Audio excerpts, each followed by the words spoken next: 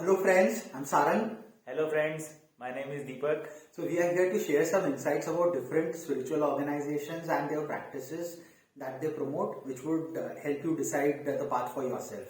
So basically हम इस video में हम अलग अलग स्पिरिचुअल स्कूल से थोड़े जुड़े रहे हैं, तो अपना एक्सपीरियंस बताएंगे कि कौन कौन से स्पिरिचुअल स्कूल्स किस किस तरह की चीजें सिखाते हैं आपको और हमारे क्या एक्सपीरियंस रहे. So I would start with Isha Yoga foundation, सदगुरु का.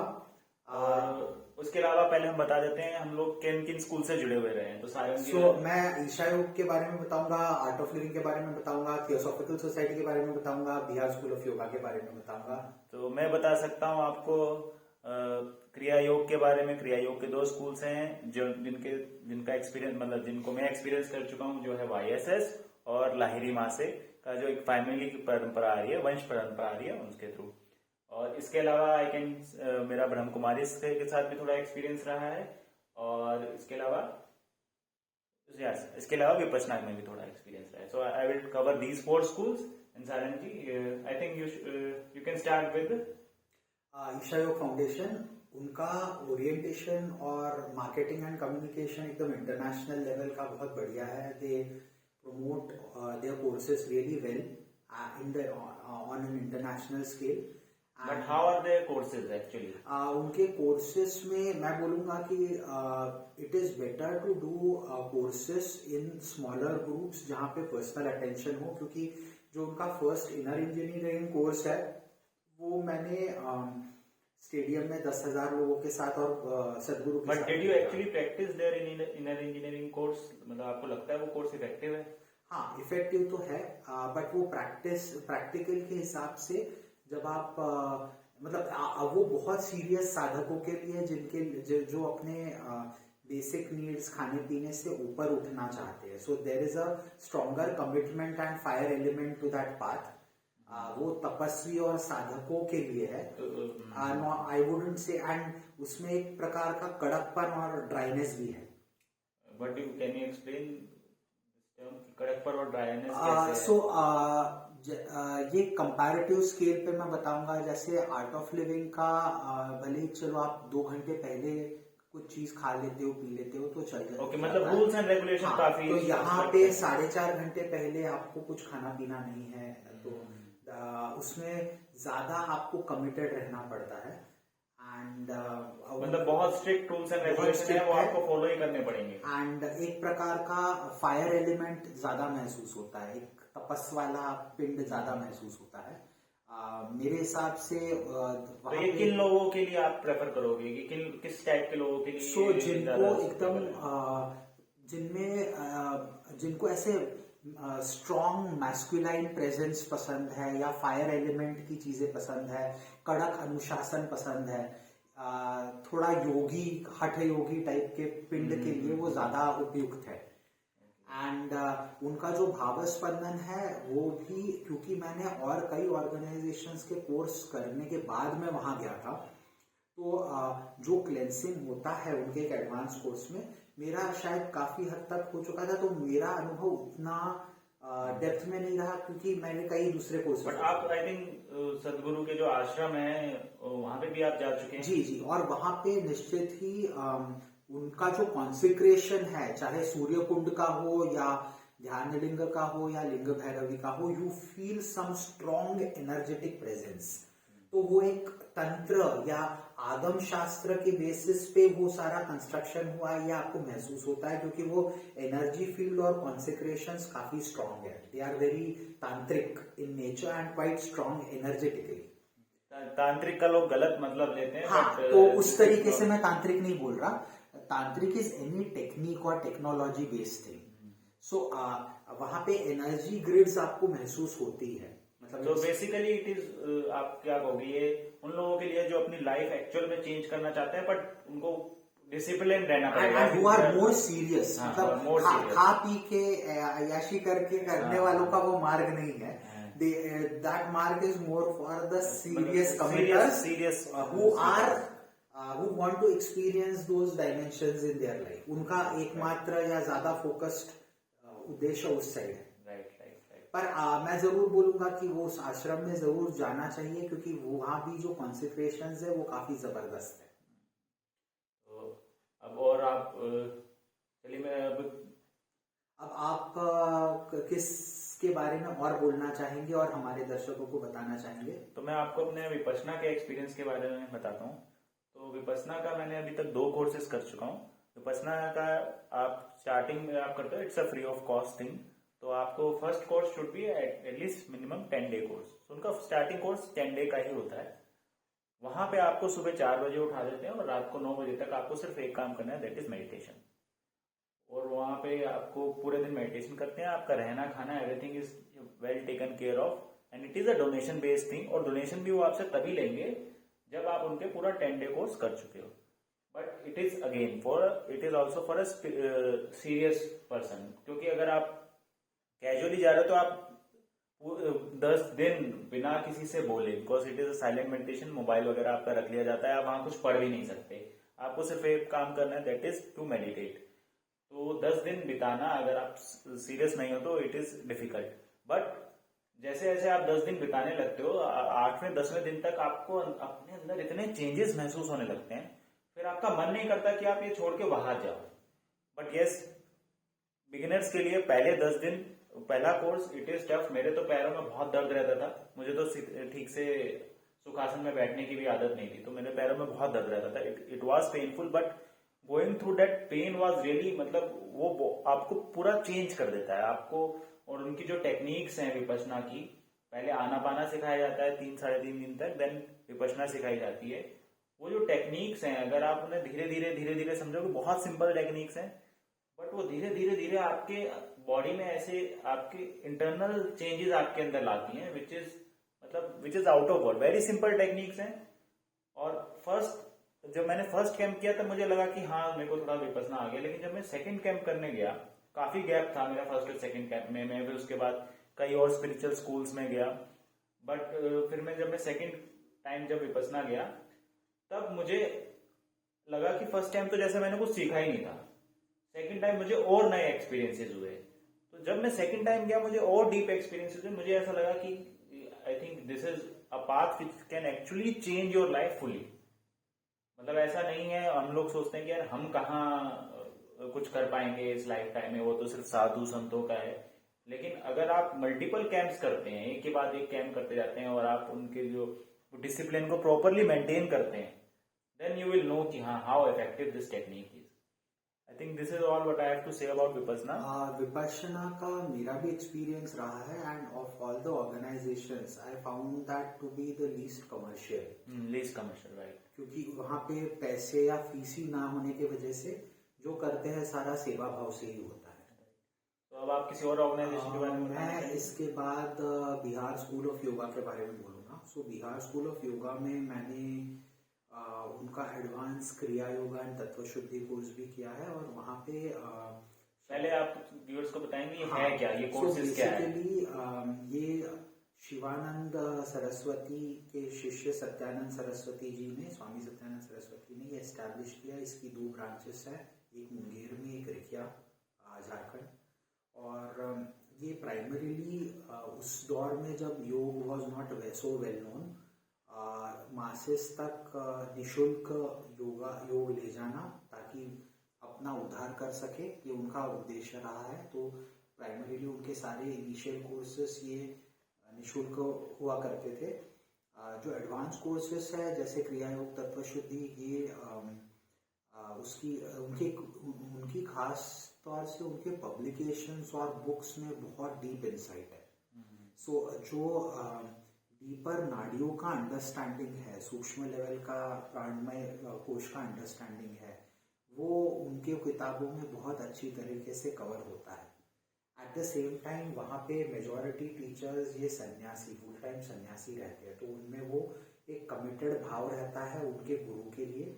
बट एक किसी भी आउटसाइडर को वो बहुत एक स्ट्रॉन्ग कल्ट जैसा लग सकता है, क्योंकि you can not question anything, you just have to listen to the orders, आदेश जैसा। एंड वहाँ पे ज़्यादा फ्री स्पीच, कॉन्वर्सेशन, कम्युनिकेशन को मैं जब गया था तब इतना वाव नहीं था।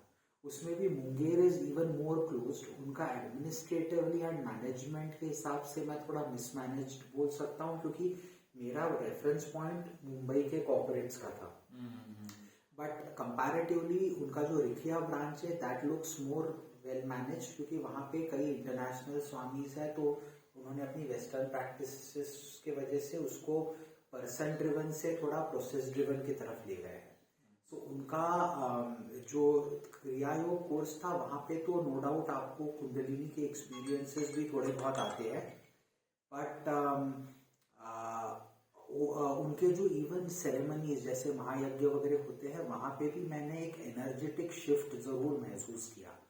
सो नो डाउट जो हम सटल इसकी बात करते हैं वहाँ जरूर है, बट उसका मंडेन लेवल पे लोग it is not people friendly at all, and एक नॉर्मल मॉडर्न मैन के लिए वो बहुत फ्रेंडली एंड कंडूसिव जगह नहीं बोलूंगा, क्योंकि वही लोग वहाँ टिक सकते हैं बेसिकली ब्लाइंड बॉल, हाँ ब्लाइंड तो नहीं, पर who are less questioning people and more heart centric, जो अपने गुरु को एकदम बहुत डिवोशन जो पूरी तरह से डिवोट कर सके, हाँ ऐसे लोगों के लिए वो ज्यादा। But I think it is one of the most genuine and schools, हाँ मतलब they are quite far away from the commercialisation, but उसका डिसएडवांटेज ये भी है कि इट्स नॉट वेल मैनेज, क्योंकि मतलब वो बिल्कुल जो पुराने ओल्ड स्कूल्स टाइप का आप उसे कह सकते हैं, but yes it is a genuine organisation and experiences I have heard कि मतलब जितने भी लोग गए हैं उनके काफी अच्छे एक्सपीरियंसेस रहे हैं। मैं हमेशा नहीं बोलूंगा ये, क्योंकि देखो कई बार आप जब प्रोसेस ड्रिवन रहते हो you can question the processes, जब पर्सन ड्रिवन चीजें रहती है you can not even question, तो आपको मान के ही चलना रहता है। तो ये मैं व्यक्तियों पे छोड़ देता हूँ वो क्या मानना चाहे एंड उनके लिए वो कितना रेजोनेट करता है। इतना जरूर है अगर आपका कार्मिक कनेक्शन है तो आप वहां जरूर पहुंचो। तो अब आप किसके बारे में बताना चाहेंगे?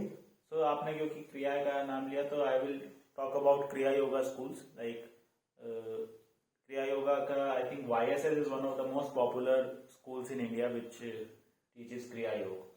So YSS basically Yogoda Satsang Society of India को कहते हैं, and it was basically started by Swami Paramahansa Yogananda, जिनकी जो बुक ऑटोबायोग्राफी ऑफ योगी वो काफी पॉपुलर है। आई think it is one of the most popular spiritual books. I think I don't know how many languages में उसको वो आ चुकी है।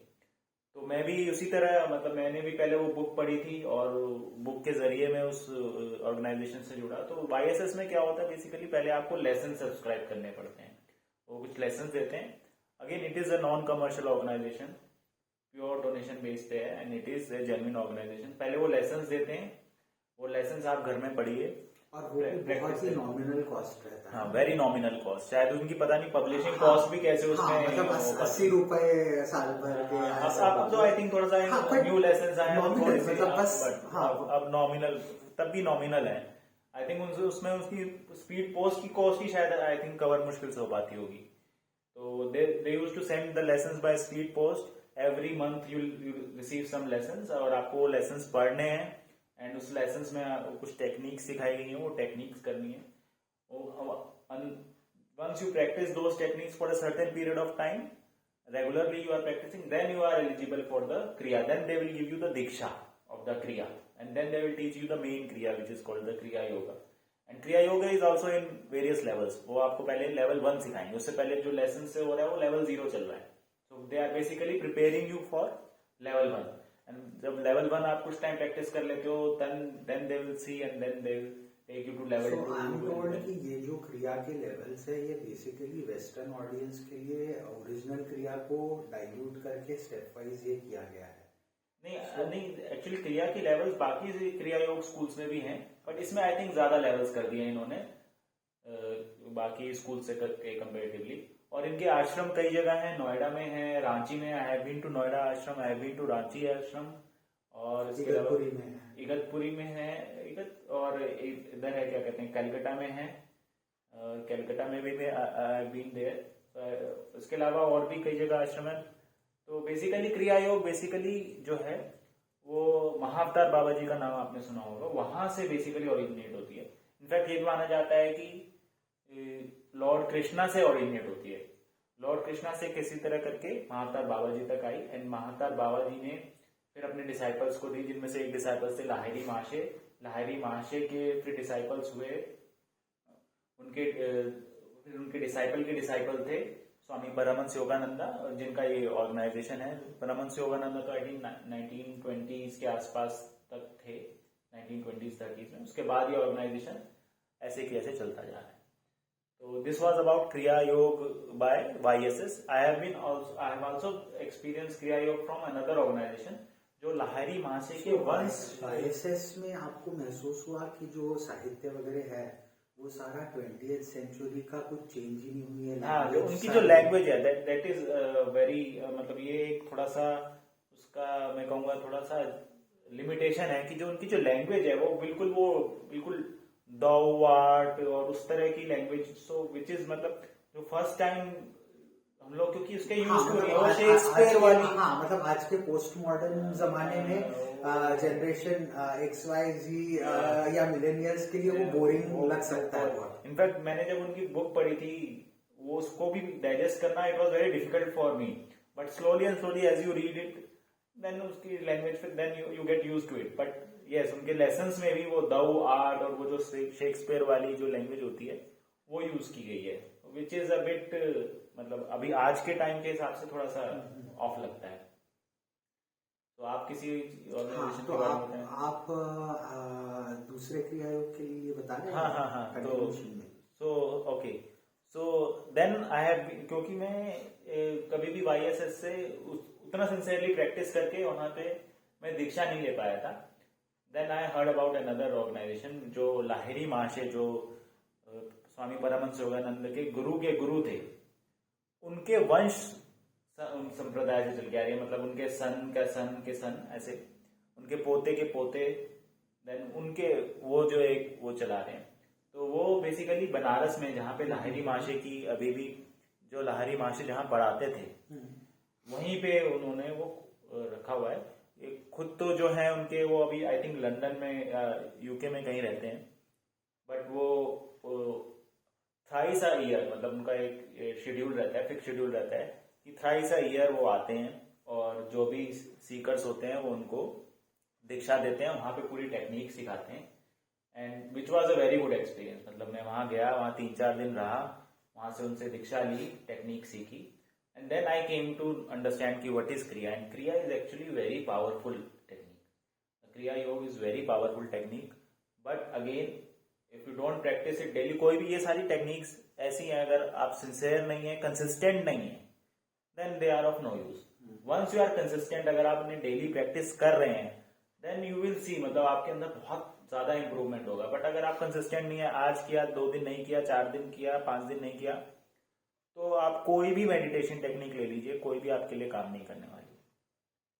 तो आप किसी और स्कूल के बारे में? हाँ, मैं अब बताऊंगा थियोसॉफिकल सोसाइटी के बारे में।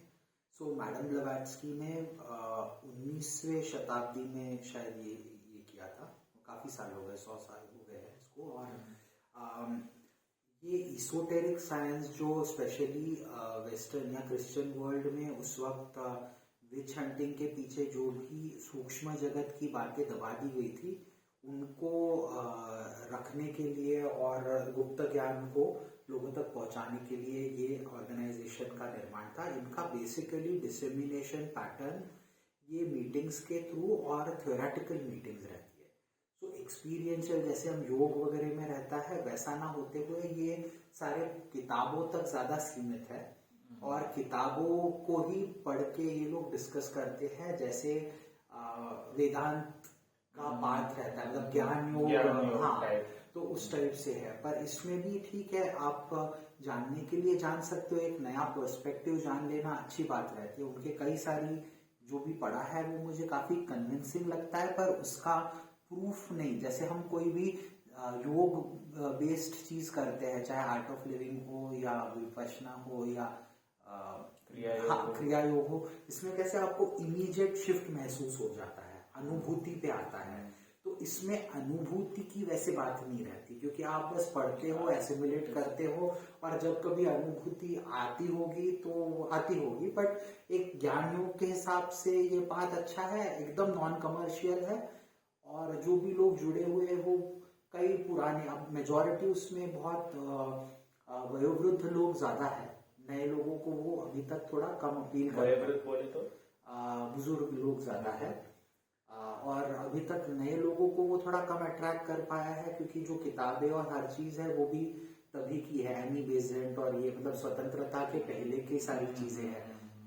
तो दैट इज इट। पर ओवरऑल नॉन कमर्शियलाइजिंग और उनका हेतु समाज उद्धार है, अच्छा है।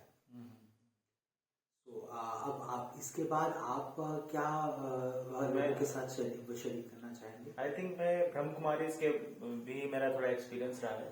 तो ब्रह्म कुमारीज में बेसिकली मुझे एक्चुअली मेट्रो में जाते हुए कोई सज्जन मिल गए थे जिन्होंने देखा कि मैं कुछ मेडिटेशन से रिलेटेड बुक्स पढ़ रहा हूँ, तो उन्होंने मुझे ब्रह्म कुमारी से इंट्रोड्यूस कराया। उन्होंने कहा कि ऐसे ऐसे हमारा सेंटर है, और मेरे घर जहाँ मैं रहता था उस घर के जस्ट पीछे ही उनका सेंटर था, 2-3 गली छोड़ के।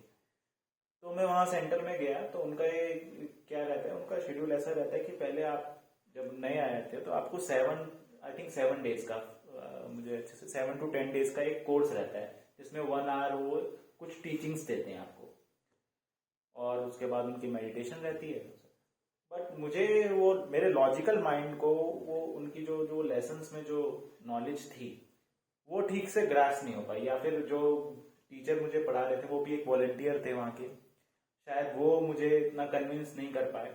तो मैं उस चीज की वजह से इतना ज्यादा ब्रह्म कुमारी से जुड़ नहीं पाया। हाउ एवर उनके जो बीके शिवानी है, उनके जो वीडियोस मतलब दे आर वेरी पॉपुलर, और वो बहुत लॉजिकल लगते हैं मुझे। वो तो मैं अभी भी कभी कभी सुनता हूँ, मतलब उनसे मेरे को डे टू डे एक्टिविटीज में काफी हेल्प मिलती है। बट अगेन मतलब मेरा एक्सपीरियंस उनके लेसन्स को लेके इतना ज्यादा शायद मे बी जो टीचर थे वो मुझे कन्विंस नहीं पाया, because he was also just a volunteer, he was not a sister और समथिंग। So मेरा my experience was kind of okay. I would not say कि I will not recommend it to someone, or neither I would disrecommend it to someone, but my experience was kind of okay. तो इसके बाद मैं लेना चाहूँगा अपना ISKCON का experience. मैं एक डिवोटी या इस्कॉन का इंटरनल व्यक्ति बन के कभी ज़्यादा रहा नहीं हूँ। मेरा एक्सपोजर जो रहा है वो उनके रेगुलर सत्संग, मीटिंग, भगवद गीता का जो ये है, या उनके पूजा मंदिरों में जाना। तो वो एक भक्ति सेंट्रिक ऑर्गेनाइजेशन है, पर हर एक का जैसे पिंड अलग अलग रहता है। सो मैं एक भक्ति सेंट्रिक पर्सन ज़्यादा हूँ नहीं, तो इसीलिए जो दिमाग से ज़्यादा काम लेते हैं लोग, उनको कई चीज़ें जब लॉजिक पे अपील नहीं करती, उनको वो पाथ स्वयं के लिए वर्थ परसुइंग नहीं लगता। आई थिंक हमें ऐसा लगता है हमारे जैसे लॉजिकल माइंड्स के लिए भक्ति योग इतना शायद नहीं सूट करता है। शायद ज्ञान योग वाले मान जैसे विपश्यना है, क्रिया योग है, ये ज्यादा योगिक पाथ सूट्स बेटर। तो इस्कॉन अगर किसी का बहुत ज्यादा इमोशनल पाथ हो, जिसको लॉजिक से ज्यादा सरेंडर पसंद है, उसी को वहां ज्यादा अच्छा लगेगा। क्योंकि इवन भगवद गीता भी मैंने पढ़ी है, पर वो जो उनकी भगवद गीता है वो द्वैत फिलोसॉफी पे ये है कि ईश्वर अलग, आप अलग, और आप उनके सेवक हो। तो वो मुझे रेजोनेट नहीं करती। मेरा झुकाव ज्यादा भगवद गीता के कई वर्जन है, इवन वाईएसएस में भी भगवद गीता का एक वर्जन है, स्वामी परमानंद। हाँ, तो मुझे ये वाईएसएस हो गया, आर्ट ऑफ लिविंग हो गया, चिन्मय मिशन हो गया, ये जो अद्वैत वाले ऑर्गेनाइजेशंस का ज्यादा रेजोनेंस होता है। आपका चिन्मय मिशन का भी चिन्मय मिशन का एक्सपीरियंस, मेरी जर्नी एक्चुअली चिन्मय मिशन से ही चालू हुई। सो वहाँ पे चिन्मय युवा केंद्र के संडे को मीटिंग्स होते थे, जहाँ हम अपने लाइफ में इंटेलेक्ट का रोल क्या है, माइंड का रोल क्या है, ये कंसेप्ट समझते थे। Again in Chinmay mission it is purely ज्ञान योग, मतलब उपनिषदों को पढ़ना, उनका एप्लीकेशन समझना। सो अगेन वो बुद्धि को अच्छी चालना देते हैं, आपका क्रिटिकल थिंकिंग बढ़ा देते हैं। बट उसके वजह से मेरा basic aptitude more in the mind या मोर इन द इंटेलेक्ट रहा है। सो ज्यादा हार्ट सेंट्रिक चीजें पे मुझे डाउट पहले ज्यादा आ जाता है। So that is about it. फिर इसके बाद और कोई organisation I think art of living बचा है, art of living, I think you covered, no? नहीं किया। सो आर्ट ऑफ लिविंग के बारे में मुझे एक बात बहुत अच्छी पसंद है कि ये सारे वाइडेस्ट एरियाज को लेके चलते हैं, चाहे नहीं, पहले आप इनके जो बेसिक कोर्स हाँ के बारे में बताएं। सो बेसिक कोर्स इनका हैप्पीनेस कोर्स या यस प्लस कोर्स रहता है, जिसमें आपको सुदर्शन क्रिया सिखाई जाती है जो एक ब्रीदिंग टेक्निक है। आप मेरे को भी ले गए थे मेरे को भी आपने कोर्स कराया था। तो एक्चुअली इवन टीचर हर एक टीचर का भी सिखाने का स्टाइल अलग अलग रहता है। मैंने आश्रम में किया था तो मेरा एक्सपीरियंस थोड़ा अलग था, और मेरे को आपने कैंपस में करा दिया। इन्होंने शायद किसी स्टूडेंट के साथ जो टीचर, तो इनका एक अलग एक्सपीरियंस रहा है।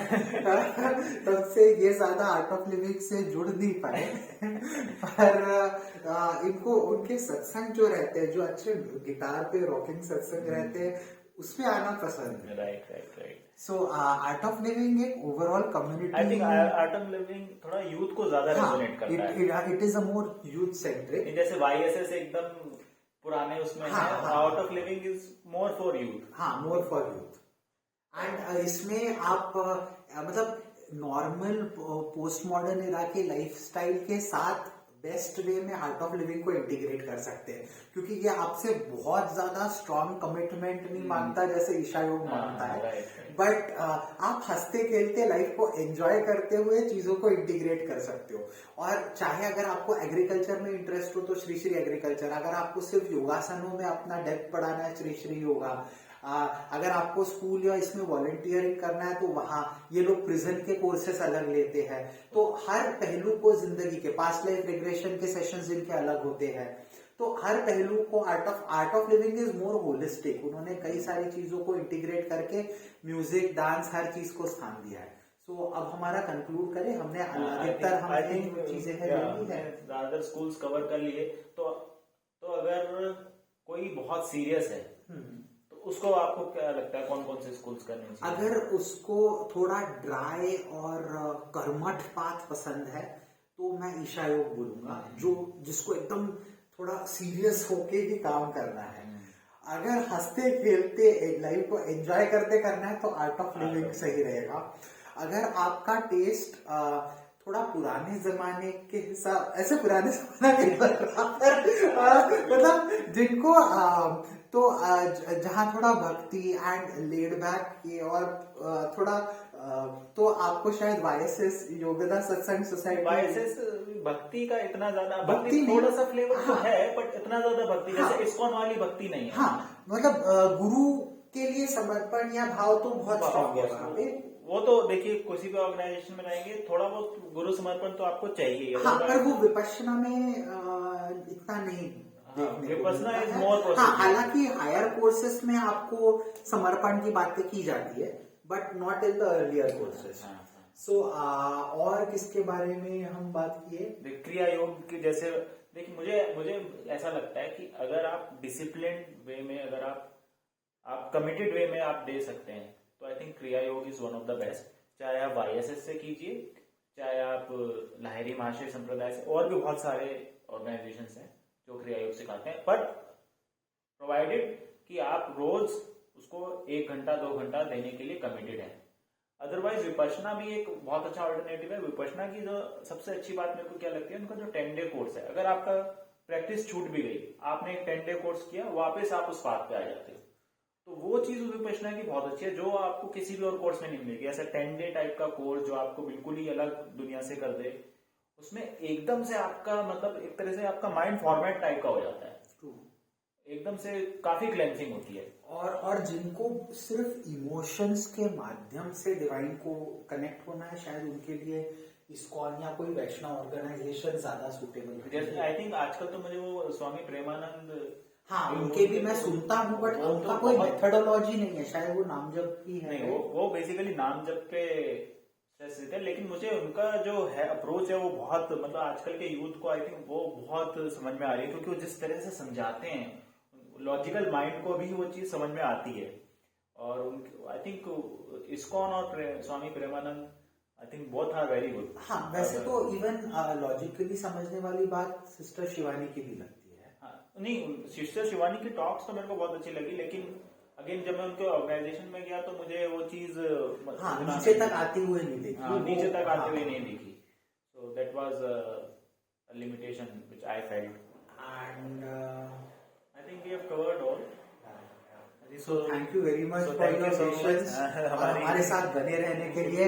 हमारा ये इंटरेक्शन आपके लिए कुछ हेल्पफुल हो, इसी एक उद्देश्य से हमने किया है।